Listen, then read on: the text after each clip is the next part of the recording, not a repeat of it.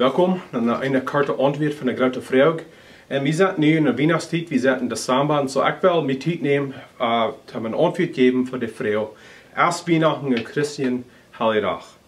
En we würden vielleicht so denken, na, dit is van Christus en waarom wordt dit een vraag zijn?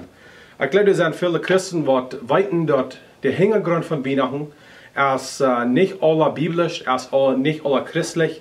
En viele mensen zijn aan het twijfelen, zelfs als Christen deze dag dan vieren. En ik geloof, het is een simpel antwoord. Ik geloof, dat zolang we Weihnachten merken dat het van Christus is en over Christus is, dan is dat aannemend en dat is goed.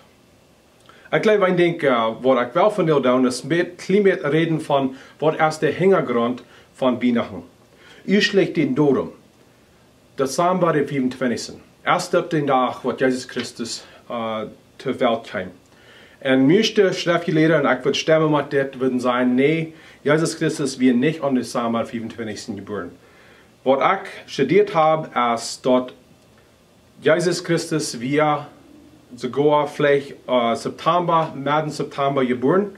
En dit zei we van wanneer de schop in de vlekken hadden, en ook wanneer Johannes de Dijper was 6 maanden geboren.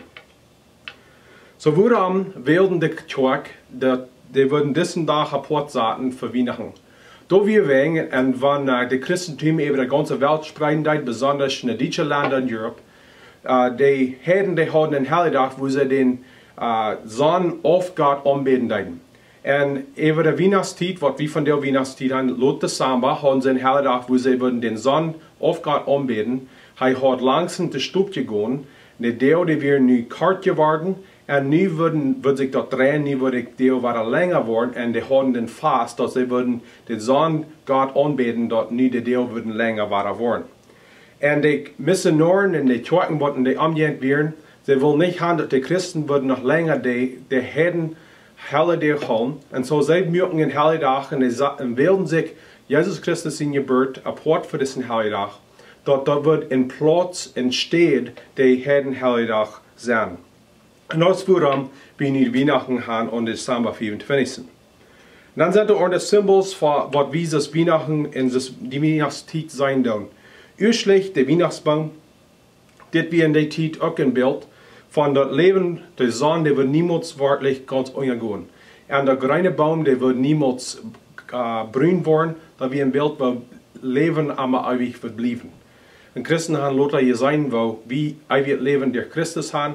We kunnen zijn waar we niemals van sterven en we kunnen zijn waar dat geboren is. En dan Nikolaus. We zijn veel van Nikolaus van deel in onze cultuur. En Nikolaus dat heeft de hintergrond en dat we in maand wat in 300 jaar leven deed, hebben we een Griechische priester wat deinen deed en hebben we zo'n wat de arme geschenken brengen deed. En wegen de kerk wil am eeren voor zijn ministry wat hij deed. Ze merken een heiligdag en ze merken een geschichte van wer hij weer. En van der dag drehen we de geschichte nog wieder. Ik geloof, wanneer we onze kinderen leren doen, wer Nikolaus weer, wanneer zij weten dat hij niet meer erst is, dat in onze cultuur wat je leert, ik geloof, dat is niet meer aardig, wanneer kinderen spelen doen met Nikolaus. En dan geschenken geven. Ik geloof, dit is een ding wat we materialen doen van ons allemaal ook. En we geven geschenken, wegen God heeft ons de grootste geschenk gegeven. En dat is ons eigen leven. En zo we geven geschenken om God eren en hem danken voor wat hij dat gegeven heeft voor ons. Zo de vraag is dan voor ons. Zullen we of kunnen we als Christen dan Weihnachten houden, wanneer we weten dat de hintergrond niet ganz christlich is. Wanneer we God aanbeden doen en we God prijzen doen voor wat God mens wordt. Jezus Christus, eigen God, komt ter wereld. Bracht dat eeuwig leven, bracht de rading door ons. En wie dat erheven dan, wie dat den heiligdag houden dan. Ik geloof dat als zeggen, dat is een gelegenheid, waar we ons waren houden denken, hoe wonderbaar dit geschenk is wat we in Jezus Christus hebben.